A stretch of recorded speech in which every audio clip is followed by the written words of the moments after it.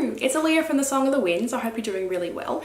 Today I'm going to be going back over one of the decks that I received for the monthly mystery deck, which I initially wasn't too sort of connecty with. I thought it might have been a little bit too sort of cutesy and surface level for my liking, and funnily enough, over the last 6 to 10 months, I think I might have had it for that long, it's become one of my most favourite decks, and I use it almost every day. It's probably my most sort of go-to deck for my own readings. I have got a few other favourites for much like deeper dive kind of stuff, but for my everyday readings I tend to, use this particular deck. But it wouldn't be a video from me if it didn't have a bit of a mix of what I like and what I don't like about that particular deck. So I'm just going to show you some of my favourite cards and some of the cards that I think have actually missed the mark as far as my personal interpretation of the energy of that card would go. And I hope you really find this interesting. It's the Everyday Witch Tarot. And I tell you what, this has been an absolute surprise to me. I really expected to be not able to connect with this deck. When I first saw pictures, it was just a little bit too glib. Some of the cards I just think were a little bit nice washing, really troubling things that happen in our lives. And I think if you've been watching my channel for a while, you know that I'm particularly like this when it comes to, death, Wheel of Fortune, Tower, all of these cards that can just be, minor little blips on our life path, or they can be just soul-crushing, difficult times. So, and I think I was a little bit funny with the witch's hats. I haven't really reclaimed the idea of the witch's hat. I've been sort of poisoned by, Disney and silly movies that they have about witches, that I just thought that, the witch's hats were a bit lame. But you know what? This has actually become my go-to deck. This was originally a monthly mystery deck that my husband bought for me, and I sort of, wasn't really into it. And I think the first time that I flipped through it even, I was like, it's cute, but I don't know. But funnily enough, it's become a deck that I reach for almost every time I read tarot these days, and especially for myself. So that's kind of surprising for me. But if you haven't checked it out, I highly recommend it. There's definitely a lot more depth to it than you would assume from the sort of kitschy, cute, easily accessible, illustrated sort of style of it. Okay, so what I've done here is just quickly go through the deck and pull out some cards that I want to talk a bit more about, why I like them, or why I think they're sort of pictorially missing the point of the energy of that card, and I find a bit of trouble connecting with them. So firstly, I'll just start with how much I love these two Swords cards. I think they really speak of the heartbreak of the Three of Swords and the Nine of Swords so well. Unless you've been really fortunate in your life, we've probably all experienced a Three of Swords moment and a Nine of Swords moment. And although it does seem to be sort of somewhat focused on love in these cards, it really can apply to anything. You really feel for these characters. I mean, the sun is rising. Like, she's obviously been up all night. She's teary. She's going back through what I can only assume are old journals and just really reminiscing about this situation that's causing her such grief. And in the Three of Swords, it's the same sort of thing. It's almost as if there's a progression of our mind leading our heart astray, and how mean our mind can be sometimes. It can imagine a situation, it can imagine a love that isn't actually reciprocated. I think they've done an extremely good job with these cards because they are troubling subject matter. Which I guess is why I'm a little bit confused about these cards. This devil, I think when I first opened up the deck, I thought, this is a good devil, it's got the money and the excess there, and I thought, that's good representations of what the devil's all about. But the more I look at it, it's so child molestery, the way that he's looking at these young kids. It's actually sort of unsettling. So I guess that's why in some ways I wonder, where's the card I want to show you? So I guess I wonder why the Tower has been sort of niced. If the devil gets such a thorough working with how awful that card can be, why does the Tower seem to, miss out? A moment of heartbreak. It just seems a little bit strange to me. I think I also thought the Wheel of Fortune was a little bit glib to begin with, but then when I think about it, it does sort of show the main kind of factors in our life, health and relationships and love and finances and all these kind of things. So I guess at any point they can be, you know, up and down, and sometimes it is the spin of a wheel, it seems, where our luck comes from. So yeah, that could be part of it. And I guess with this death card too, this doesn't really say to me, it doesn't have the same kind of unnerving feeling that I get from looking at the devil card. It's almost as if death should just be accepted, and like major shocking change and trauma in our life should just be accepted as, well, you know, one door closes, another door opens, and we're all on this tiny little string, and at any point it can just unravel.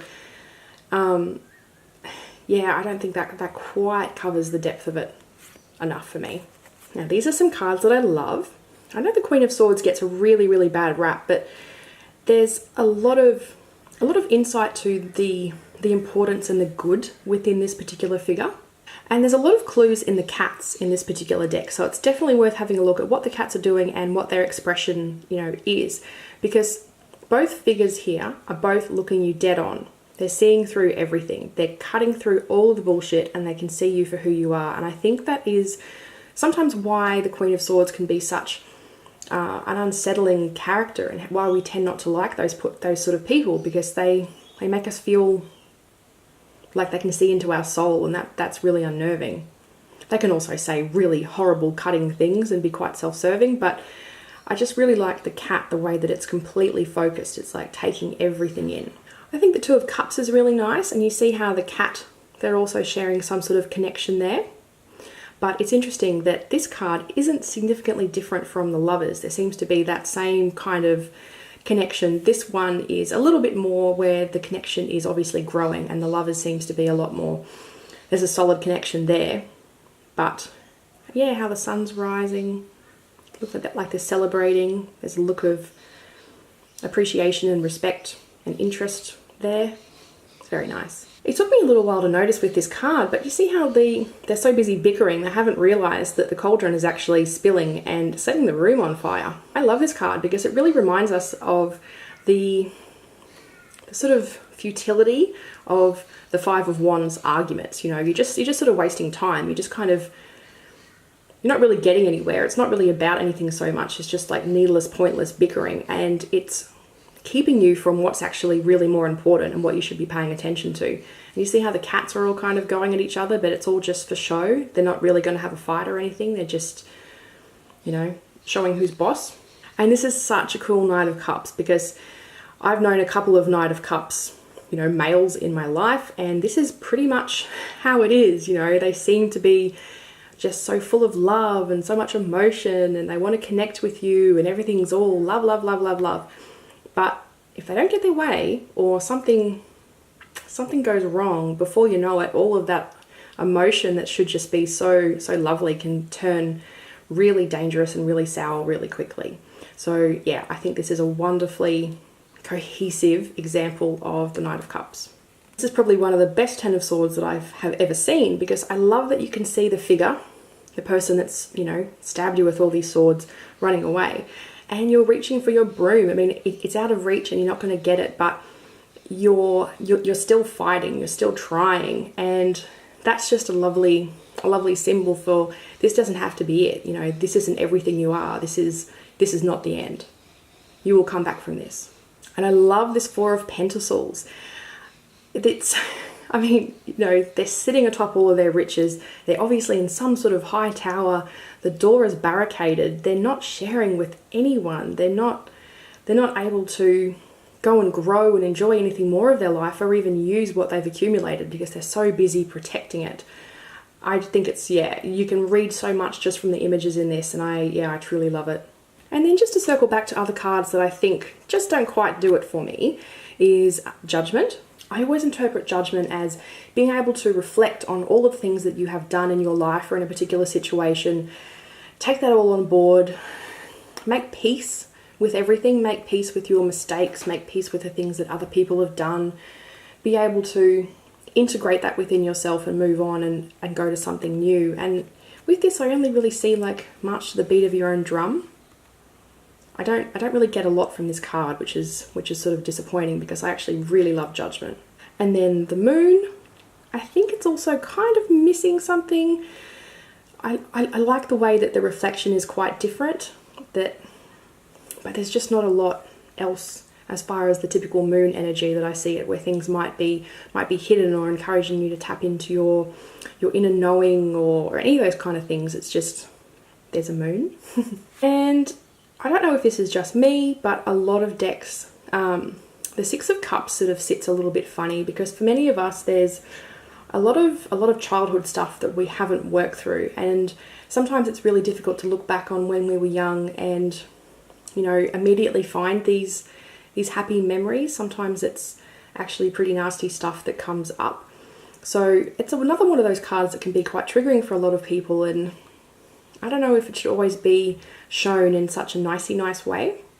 But there you go. I mean, I've always got some sort of comment about what I would like a little bit, you know, different based on my own taste and my own interpretation of the card. That's just my opinion. I mean, I'm so grateful for the writer and the illustrator, and I use this deck so much. There's so much to be read into the images, and I found that it's quite interactive as well if you're reading for a person in person, if you're reading for someone in person, because they can pick up a lot of messages from the cards as well. So there's also that aspect. But yeah, what else can I say? It's borderless, which for a mass-produced deck is a little bit on the unusual side. It's really easy to read with. The cats just add this fantastic extra layer of interpretation. And there's a cat in every single card. And yeah, I just think it's a really amazing deck. So if you haven't got it, I would strongly suggest checking it out, because despite my initial reservations, it has become one of my all-time favourite decks to work with. Thanks so much for watching. I hope you enjoyed that little walkthrough of the Everyday Witch Tarot.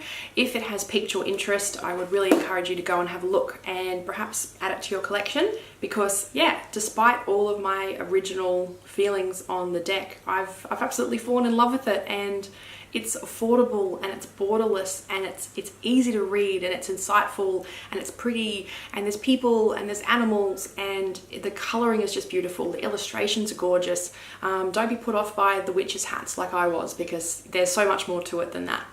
So until next time, I hope you have a lovely day, week, month, whatever it ends up being, and I'll speak to you again real soon.